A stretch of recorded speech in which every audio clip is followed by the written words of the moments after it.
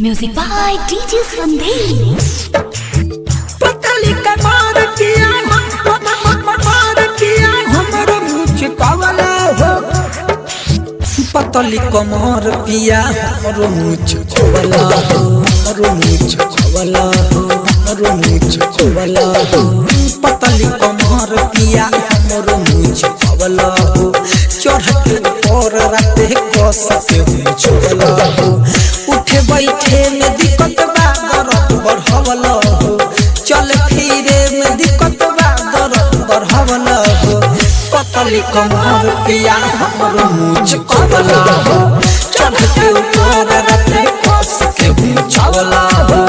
पतली कमर पिया हमरो मुझ कवला हो।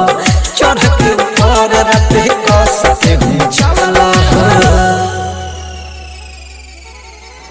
Radhe recording studio Deoria.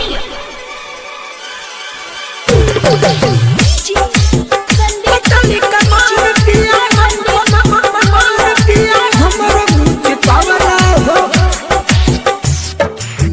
पतली कमर पिया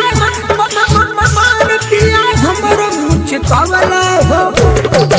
मनवा करता हमरो तोहरा के हम बारियाई।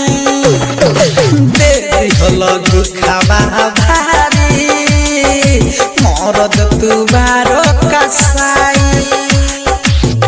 रात के कोयला का अभिले दुखाता हमसे दर्दिया नाही सहाता, नाही सहाता।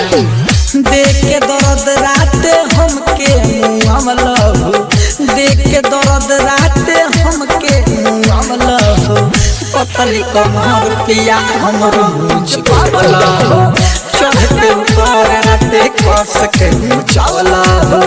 पतली कमर पिया हमरो मुझ कवला हो।